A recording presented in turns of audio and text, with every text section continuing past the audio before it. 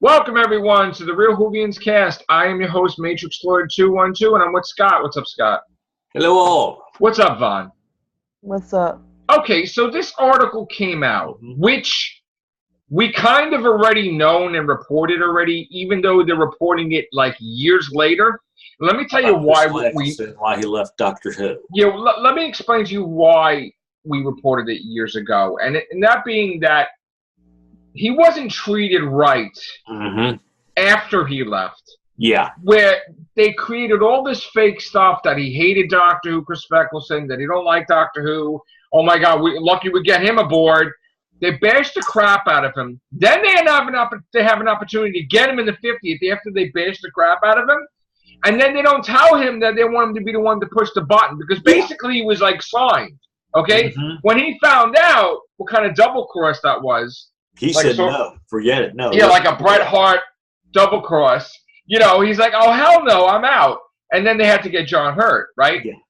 And then they kept bashing and oh, why didn't you show? Backballed, he said. Right. Well, let me finish before we get into the story. So like they were like basically mopping and be like, oh, you know, I don't know, I don't want to show his regeneration, this and this. This is all nonsense. Okay. Here's the thing: something happens on the set of Series 1 that he didn't like. Now, I think what it was is that maybe there was something to do with Russell T. Davies, that he didn't like the direction, certain things he was doing in it. He wanted to leave. They got the Queen that invited him to Buckingham Palace to ask him to stay, okay? He still was going to leave. Now, didn't say boo, okay? He didn't say why he was leaving. He was very respectful. The moment he left, shit hit the fan. Okay, shit hit the fan where he was blackballed. Okay, he never talked about it. Was a perfect gentleman. Yeah, he couldn't get work shit with the BBC, right? He offered many times. So his agent said, "Chris, we're sorry, but they're not taking you." Well, they asked him to leave the country.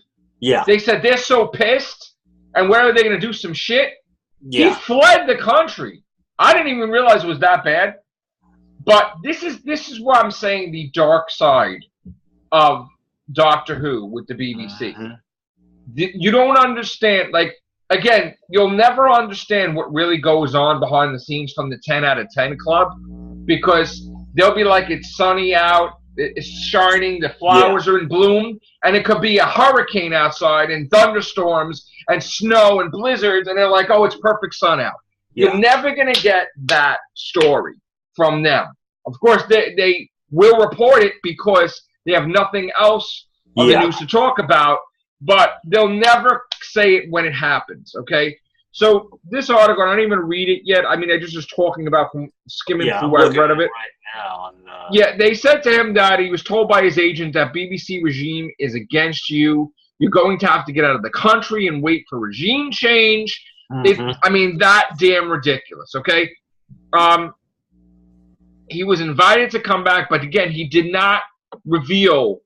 Like, he's a gentleman. He's not going to say, yo, Moffat's a real to do that and to try to change Russell T. Davies' history of the Ninth Doctor. Like, he's a gentleman, but there's still a bunch of, and again, the perfect example that he is and loves Doctor Who is he's eating at a restaurant with his wife. This guy comes up to him. He says, listen, I'm proposing to my girl. I didn't even know you're going to be here. Could you just please do this little skit like you're the doctor and I'm your companion? And what does he do? Abso-friggin-tootly-lootly. Now, did he have to do that? No. Did he get paid to do that? No. He cares. And let me tell you something. He was in character, and it was believable, and it was like, wow. So I love Christopher Eccleston. I'm sorry. Yeah, he's awesome. And you know what? He could do no wrong now. I mean, yes, he does do wrong things too. Like, you know, we'll talk about that after. But what do you think, Vaughn, of that? Like, that whole thing with the BBC and blackballing him and stuff like that?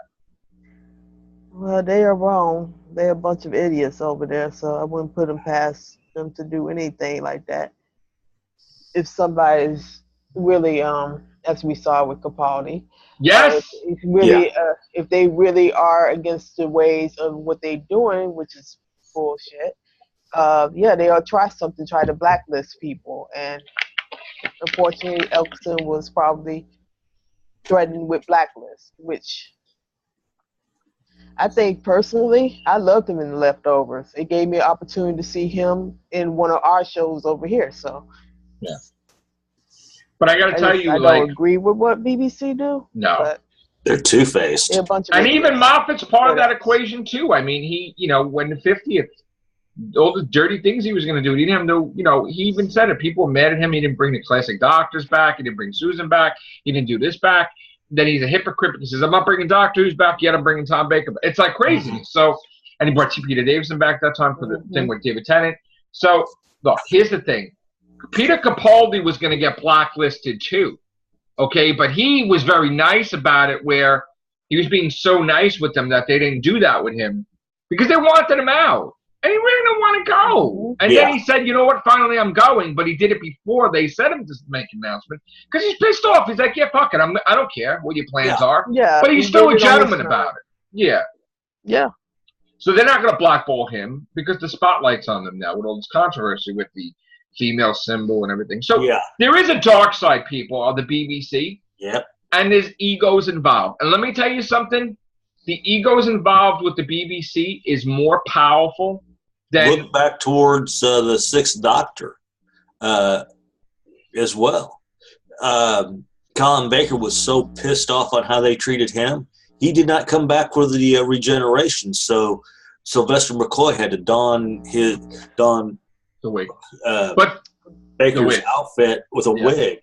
But what I'm saying is the BBC ego is so powerful that they don't care if they destroy Doctor Who continuity or canon or whatever. Mm-hmm. They don't care. Like Moffat was going to have it that the Ninth Doctor was around for like years and then met Rose, which would have been a conflict because he just regenerated when he appeared to help Rose out. Mm-hmm. So that would change the whole... And Moffat tends to do this. Mm-hmm. On a whim, I don't like Paul McGann being in a Time War. I'm changing it. Oh, God. I'm saying egos will alter the show, and they don't give a shit about the way things are supposed to be. Mm-hmm. And you know what? You got to understand, as wonderful as Doctor Who is with his 54 years, there's an evil dark side of people trying to F it up or people trying to manipulate things in Doctor Who and doing dirty some of these actors and actresses and stuff that's going on.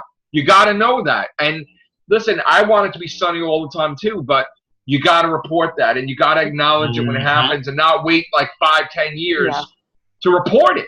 And this thing is old news to me, but to everybody else, it's, oh my God, because they never heard it before unless they heard it from our show. So I just wanted to get that out there. And but then there's other things. I mean, you have to wonder if he was so blackballed, is that why he took, well, because he said he needed money. So did he take these roles that he would never have ordinarily taken because he needed money, like G.I. Joe and Thor 2?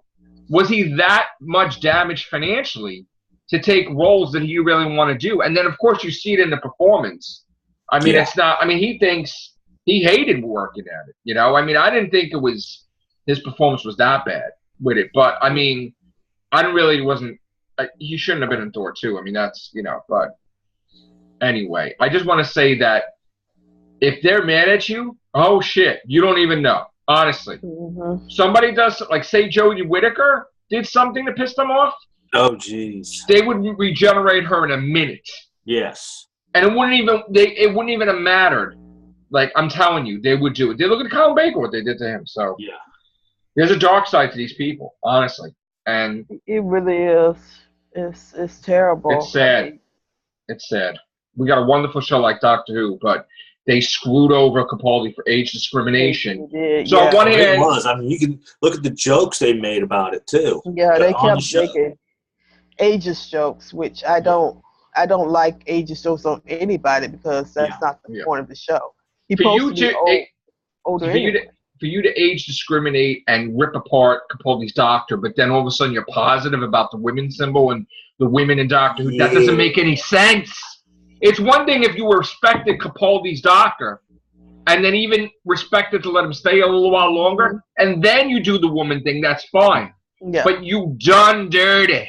You done did it dirty. I mean, here's the thing. If you're going to be for women's rights and everything PC, you have to be PC across the board. You can't cherry pick what part of the PC community you want to be. Oh, I want to be feminist this day. I want to, but yet you age discriminated against an established. Right, you can't age discrimination and be evil creep, whether you're a man or a woman, against an older doctor, but yet be all positive. You can't be negative then be positive for something else. That's like saying somebody's a mass murderer, right? But then he's donating money for puppies and like saving animals. That's ridiculous. But this is what we get in our society. This is what we get in our society. You age discriminating a great actor, ripping and shredding the scripts. It's embarrassing what he has to deal with. The guy is sitting home for a year, right? Because whatever reason you don't want to give any Doctor Who episodes. He has to do Rey Mysterio from Husbands of River Song to Rey Mysterio. He's chilling.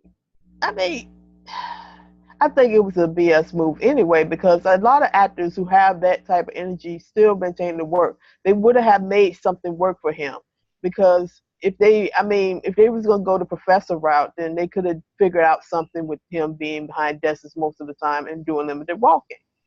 You can work that, but I guess the controller was so lazy and don't want to, just didn't give a rat's foot about the show, that we're just gonna let you sit. This is our excuse to let you be on hiatus. Go sit, heal, and then come back. Which that they should still, during that time period, did a special with him, at least one special, a full fledged, because even though, I mean, I might get some slack here, I'm not a really fan of the Husbands of River Song. I thought that was a pop-out episode anyway.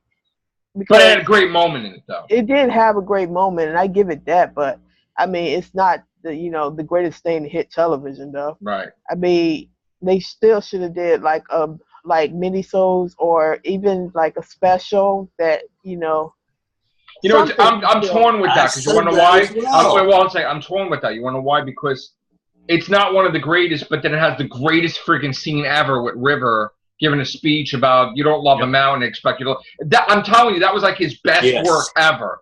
But yet it was like the craziest episode. It's like, oh. I mean, I don't rate that as one of my top, though. I mean, it was good for what it was. Right. But I mean, like I said countless times before, they could have easily made animated things within that little year. You could have did animated with Capaldi. Look at what Supernatural doing too. Yeah, Scooby-Doo. That could have did. Do Doctor Who with Scooby-Doo. Yeah. Yes. You could have animated all of them and say, hey, he could have been shot like it was dream sequence, and he having this, what reality. It could have been fantastic. They could have did it as a Dream Lord. Listen, if you could have Scooby-Doo with like wrestlers and Scooby-Doo with like Kiss and Scooby-Doo whatever, you could have Scooby-Doo with Doctor Who too. That would be good. Yeah, Scooby-Doo, Doctor Who meets Scooby-Doo. Right. I mean, it was ways, but get on that, Chibnall. Yeah. But let Capaldi do it. That'd be great. Yeah. And Clara. It was just really raised to And the villain could have been Missy with Scooby-Doo. And Missy could be like, you damn kids. Yes, that's what I would have. Imagine? How great would that be? Missy and Scooby-Doo and the Doctor and Clara. Yeah. I would go crazy over that. And she still wants it. Now she changed her mind. She doesn't want to give Missy up. Oh, God, what the hell happened? Hold on. Oh. Wait, I had technical difficulties. All right, well, we're finished anyway. So, all right, we'll be back. Thank you, guys. Take care. Bye for now.